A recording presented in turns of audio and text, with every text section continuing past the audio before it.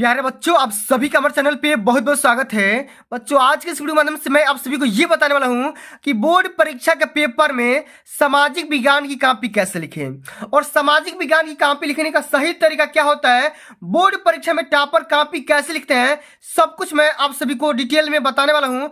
और एग्जामिनर जो होते हैं वो किन किन टॉपिक पे नंबर काटते हैं और क्या लिखने पर नंबर दे देते हैं, सब कुछ मैं आप सभी को डिटेल में डिस्कस करने वाला हूँ।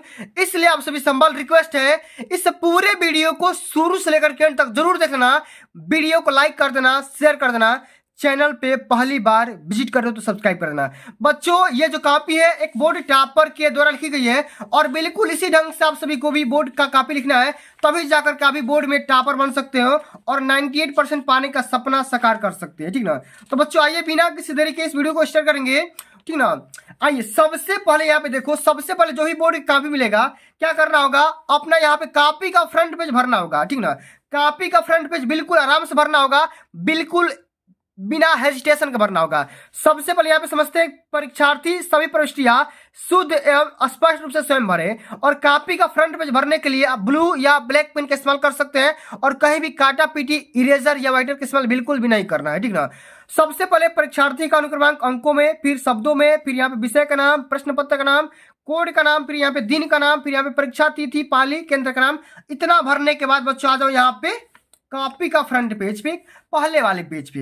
अब बच्चे, बहुत सारे बच्चे क्या करते हैं कि ये जो यहाँ पे छोटा सा थोड़ा सा यहाँ पे खाना बचा हुआ है लिखने के लिए, इसको छोड़ देते हैं और छोड़ने के बाद यहाँ से लिखना स्टार्ट कर देते हैं। ठीक ना? तो बच्चों आपको ये पेज बिल्कुल भी नहीं छोड़ना है। यहाँ पे निर्देश भी लिखा जा चुका है कि कृपया यहीं से लिखना आरंभ करें, प्लीज राइट फ्रॉम हेयर। यहीं से आपको लिखना है। एक क्वेश्चन को यहाँ तो आ ही जाएगा।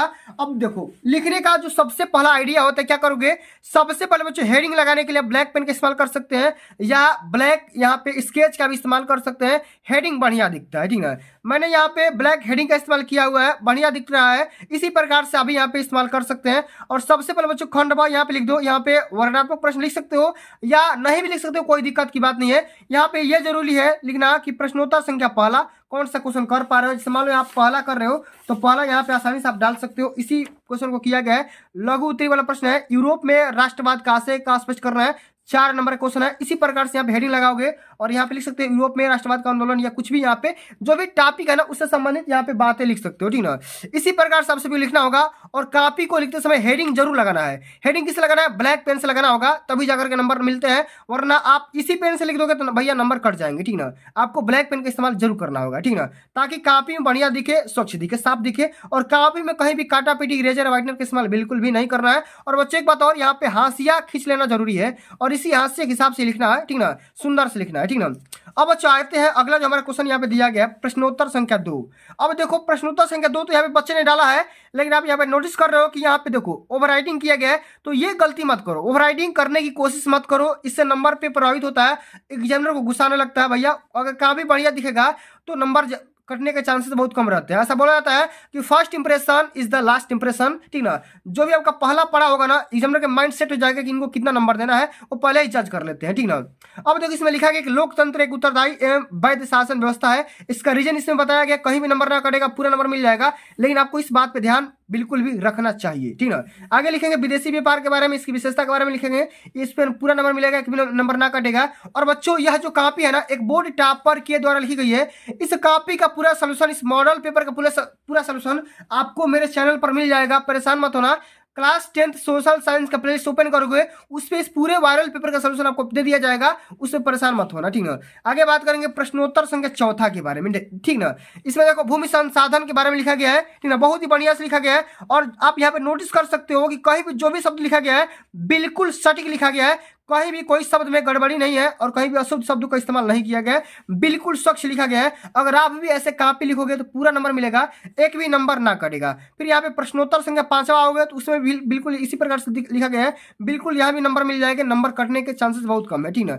इसी प्रकार से आप सभी को लिखना होगा। ठीक ना? यहाँ पे देखो भूमि संसाधन का 3 यहाँ पे महत्व लिखा गया है। ठीक ना? इसी प्रकार से भी आप सभी को महत्व लिखना है। और वनों में यहाँ पे क्या हो जाएगा भैया, मात्रा और अंक का मात्रा रहता है, ये आपको भी ध्यान में रखना है। ठीक ना? इस चीज को अब आगे देखते हैं प्रश्नोत्तर संख्या 6 में क्या लिखा है, संघवाद। संघवाद के बारे में इसमें चर्चा किया गया, भाई संघवाद क्या है इसके बारे में समझाया गया है, जिसमें यहाँ पे क्या होता है भैया, एक बिंदु होता है, इस बिंदु को लगाना होगा, क्योंकि भैया एग्जामिनर जो होते हैं ना एक एक पॉइंट के बारे में चर्चा करते हैं, समझते हैं और उसको ध्यान भी देते हैं, ठीक ना। इस प्रकार से आपको भी बिल्कुल ध्यान रखना है, ठीक है। चलिए आगे देख लेते हैं कि क्या दिक्कत है भाई, कहीं से कोई दिक्कत तो हमको नहीं नजर नहीं आ रहा है। सरकारें, सरकारें में क्या हो जाएगा बहुवचन, तो यहाँ भी क्या हो जाएगा, मंत्रा हो जाएगा। इस वाले मंत्रा को ध्यान में देना बहुत ही जरूरी होता है, क्योंकि भैया यहाँ पे देखो प्रावधानों में भी क्या होगा, यहाँ पे मंत्रा होगा, ठीक ना। तो इन बातों को ध्यान में रखना है और आप सभी को यहाँ पे बढ़िया तरीके से लिखना होगा। अगर आप ऐसे कहाँ पे लिखते हैं तो आप भी बोर्ड का टावर बन सकते हैं और नंबर ना करेगा। बिल्कुल इसी प्रकार से उपभोक्ताओं में भी भाई यहाँ पे क्या होगा, अंक मंत्र रहेगा, ठीक ना। इसी प्रकार से आप सभी को यहाँ पे कॉपी लिखना होगा, तभी जाकर के भी बोर्ड का टावर बन सकते हैं, ठीक ना।